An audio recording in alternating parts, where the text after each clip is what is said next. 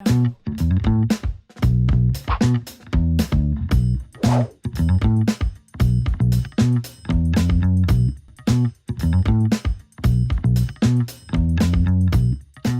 de plasma riche en plaquettes consiste à introduire dans l'articulation ou le tendon douloureux un concentré de plaquettes, issu du patient lui-même.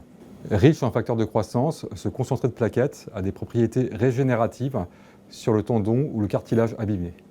L'infiltration de PRP se déroule en 2 étapes. Dans une première étape, on va prélever le sang du patient lui-même au pli du coude, on va le centrifuger, puis dans une deuxième étape, on va l'infiltrer dans l'articulation ou dans le tendon douloureux.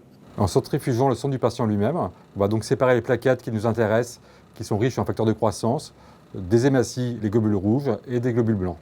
Enfin, on va utiliser le radioguidage ou l'écoguidage pour réintroduire le plasma riche en plaquettes dans le tendon ou dans l'articulation douloureuse.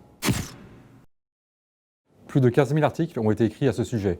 Malgré un effet de mode évident, les preuves scientifiques commencent à s'accumuler. Des preuves dites de niveau 1, c'est-à-dire qu'il y a une vraie évidence scientifique, ce n'est pas qu'une présomption scientifique. Au début, les premières preuves scientifiques étaient sur les tendinopathies chroniques, notamment du coude.